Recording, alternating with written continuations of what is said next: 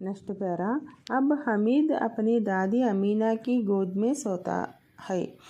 दादी अम्मा हमीद से कहानी कहती है कि जिसके अब्बजान रुपये कमाने गए हैं, अम्मी जान अल्लाह मियाँ के घर से उसके लिए बहुत सी अच्छी चीज़ें लाने गई है। आशा तो बड़ी चीज़ है। हमीद के पाँव में जूते नहीं है, सिर पर एक पुरानी टोपी है जिसका गोटा काला पड़ गया है, फिर भी वह प्रसन्न है।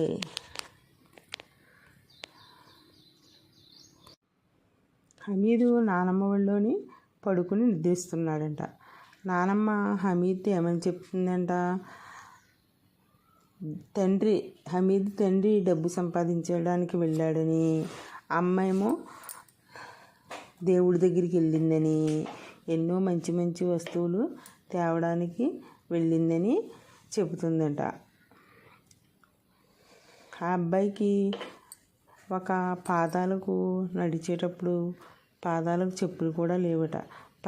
తలపైన ఒక టోపీ ఉందంట, కానీ అది కూడా చాలా నల్లబడిపోయిందంట. దానికి గోట అంటే గోటు ఉంటుంది కదా, గోటేస్తాం కదా అంచు, ఆ అంచు కూడా చాలా పాతబడిపోయిందంట. అవన్నీ కూడా ఈ అబ్బాయి చిన్న అబ్బాయి కదా, ఈ అబ్బాయికి ఏమీ తెలియదు. ఇతను చాలా సంతోషంగా ఉన్నాడు. అంతేకాకుండా వాళ్ళ మమ్మీ డాడీ వస్తారు, వాళ్ళు అతనికి డబ్బులు సంపాదించి తీసుకొస్తారు. అంతేకాక అమ్మ మంచి మంచి వస్తువులు తెస్తుంది పిల్లవాడికి అని ఆశగా ఎదురు. నెక్స్ట్ పేరా। अबागी नमीना अपनी कोठरी में बैठी रो रही है। आज ईद का दिन है और उसके घर में दाना तक नहीं है, लेकिन हमीद उसके अंदर प्रकाश है, बाहर आशा की किरण है। हमीद भीतर जाकर दादी से कहता है, तुम डरना नहीं अम्मा, मैं सबसे पहले आऊँगा, बिल्कुल ना डरना। అబాగిని అమీనా తన గదిలో కూర్చుని ఏడుస్తూ ఉందంట. ఈరోజు పండుగ, ఇంట్లోని ఒక్క గింజ కూడా లేదు, అంటే సామాన్లు ఏమీ లేవు అని ఏడుస్తూ బాధపడుతూ ఉందంట.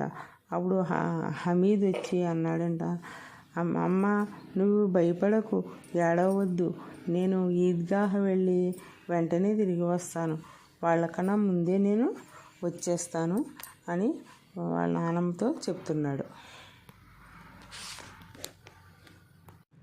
Next para. अमीना का दिल खचोट रहा है। गांव के बच्चे अपने पिता के साथ जा रहे हैं। हमीद का अमीना के सिवा कौन है?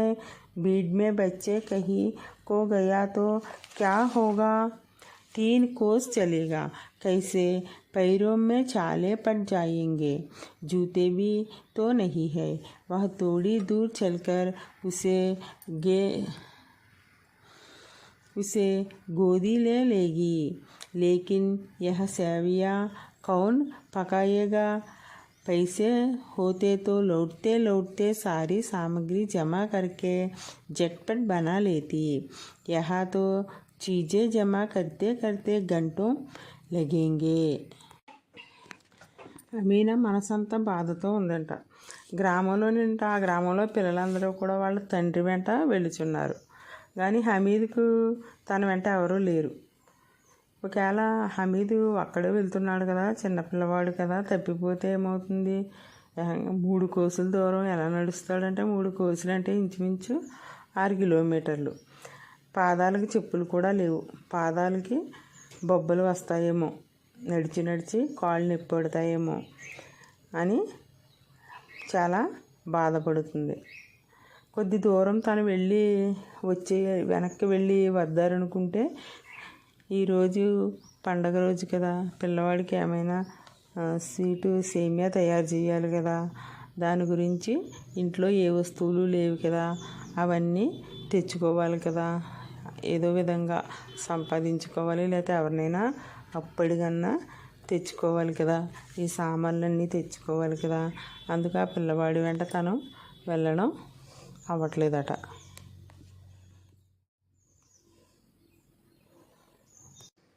Next para. गांव से मेला चला और बच्चों के साथ हमीद जा रहा था। शहर का दामन आ गया। सड़कें दोनों और अमीरों के बगीचे हैं। बड़ी बड़ी इमारतें, अदालत, कॉलेज, क्लब, घर आदि दिखाई देने लगे। ईदगाह जाने वालों की टोलियां नजर आने लगी। వాళ్ళు ఉండే గ్రామం నుండి ప్రజలందరూ గుంపులు గుంపులుగా వాళ్ళ పిల్లలతో పాటు వెళ్తున్నారంట. వాళ్ళతో పాటు హమీద్ కూడా వెళ్తున్నాడు. పట్టణం ఈద్గాహ ఉన్న ప్లేస్కి అది ఒక పట్టణం అట. ఆ పట్టణం వచ్చేసిందంట. అటువైపు ఈద్గాహ కనిపించే ప్లేస్కి ఆ పట్టణం వచ్చిన వైపుకి రోడ్డుకి రెండు వైపులా పెద్ద పెద్ద ధనవంతుల ఇల్లులు, తోటలు, పెద్ద పెద్ద భవనాలు కనిపిస్తున్నాయంట. అంతేకాకుండా ఆ రోడ్డుకి ఇరువైపులా కోర్టు, కళాశాలలు, క్లబ్బులు, ఇల్లులు మొదలైనవన్నీ కనిపిస్తూ ఉన్నాయంట. ఈద్గాహ వెళ్ళే ప్రజలందరూ గుంపులు గుంపులుగా కనిపిస్తున్నారంట.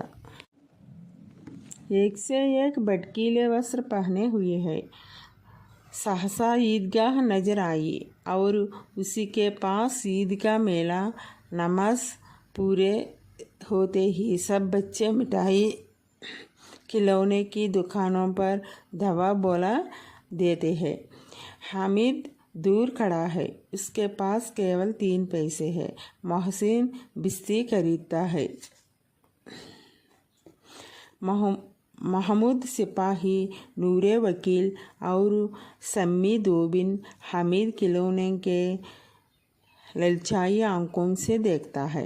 वह अपने आप को समझता है मिट्टी के तो है, गिरे तो चकनाचूर हो जाए। फिर मिठाइयों की दुकानें आते हैं। किसी ने रेवड़ियाँ ली, किसी ने गुलाब जामुन, किसी ने सोहन हलवा। मोहसिन कहता है, हामिद रेवड़ी ले, कितनी खुशबूदार है। हामिद ने कहा, रखे रहो, क्या मेरे पास पैसा नहीं है? అక్కడి నుంచి ఒకళ్ళు మెరుస్తున్న బట్టలు వేసుకున్నారు. కానీ హమీద్కి మాత్రం పాత బట్టలు, కాళ్ళకి చెప్పులు లేవు, టోపీ కూడా బాగా పాతది. మిగిలిన వాళ్ళందరూ కూడా మెరుస్తూ చక్కగా మంచి మంచి బట్టలు వేసుకున్నారు. అక్కడ ఈద్గాహ జరిగే ప్లేస్లోని ఒక సంత కూడా ఏర్పాటు చేయడం జరిగింది. అనేక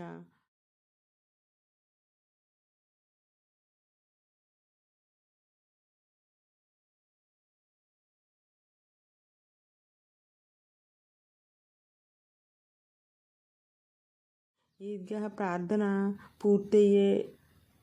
పూర్తవగానే పిల్లలందరూ కూడా మిఠాయిలు, బొమ్మల దుకాణాలకి పరుగు పెడుతున్నారు. అందరూ కూడా ఎవరి మట్టికాళ్ళు కొనుక్కుందారని బొమ్మల దుకాణాలకి, మిఠాయిల దుకాణాలకి పరుగు పెడుతున్నారు. హమీదు దూరంగా నిల్చుని చూస్తున్నాడంట వాళ్ళందరినీ. అతని దగ్గర కేవలం 3 పైసలే ఉన్నాయి. మొహసీను నీళ్లు మోసేవాణి బొమ్మ కొనుక్కున్నాడంట. మహమ్మద్ సిపాయి బొమ్మ కొనుక్కున్నాడంట. నూరు చాకలి బొమ్మ కొనుక్కున్నాడంట. సమ్మి ప్లేడర్ బొమ్మ కొనుక్కున్నాడు. హమీదు బొమ్మలు అన్నిటినీ చూస్తూ తనకు కూడా ఆశగా నేను కూడా కొనుక్కుంటే బాగుండు అన్నట్టు చూస్తూ ఉన్నాడు. మళ్ళీ ఏమనుకుంటున్నాడు, అతని దగ్గర తక్కువ డబ్బులు ఉండడంతో ఆ బొమ్మలన్నీ మట్టితో చేసినవి కదా, అవన్నీ కింద పడితే పగిలిపోతాయి అని తనకు తానే సర్ది చెప్పుకుంటున్నాడు. తరువాత ఈ బొమ్మలన్నీ కొనుక్కోవడం అయిపోయిన తర్వాత పిల్లలు మిఠాయి దుకాణాల దగ్గరికి వెళ్ళారంట. అందరూ జీడులు కొనుక్కున్నారంట, గులాబ్ జాములు కొనుక్కున్నారంట, ఇంకా హల్వా కూడా కొనుక్కున్నాడంట. మొహసిన్ అన్నాడంట హమీద్తోని, జీడి తీసుకో, ఎంతో సువాసన, రేవడియా అంటే జీడి మాట, ఎంతో సువాసనగా ఉంది, జీడి తీసుకో అని చెప్పాడు మొహసిన్ హమీద్తోని. హమీద్ అన్నాడు, నా దగ్గర డబ్బులు లేవా ఏంటి అని అడిగాడు. అప్పుడు హమీద్ అన్నాడంట, నా దగ్గర డబ్బులు లేవా ఏంటి అని అడిగాడు. నీ దగ్గర 3 పైసలేగా ఉన్నాయి అని సమ్మి అన్నాడంట. सम्मी बोला, 3 ही पैसे तो है, 3 पैसे में क्या क्या लेंगे? హమీద్ మౌన్ రహ్ గయా. సమ్మి అన్నాడంట, నీ దగ్గర 3 పైసలే కదా ఉన్నాయి, ఆ 3 పైసలతో నువ్వేమేం కొనుక్కుంటావు అని అడిగాడంట. అప్పుడు హమీద్ మౌనంగా మాట్లాడకుండా అలా ఉండిపోయాడు. నెక్స్ట్ పేరా. मिठाइयों के बाद लोहे की चीज़ों की दुकानें आती है. कई चिमटे रखे हुए थे. हामिद को ख्याल आता है, दादी के पास चिमटा नहीं है. तवे से रोटियां उतरती है तो हाथ जल जाते हैं. अगर चिमटा ले जाकर दादी को दे दे तो वह कितना प्रसन्न होंगी. फिर उनकी उंगलियां कभी नहीं जलेंगी. दादी अम्मा चिमटा देखते ही दौड़कर मेरे हाथ से ले लेंगी और कहेंगी, मेरा बच्चा अम्मा के लिए चिमटा लाया है. हजारों दुआएं देती रहेंगी. फिर पड़ोसी की औरतों की दिखाएंगी. सारे गांव में चर्चा होने लगेगी, हामिद चिमटा लाया है.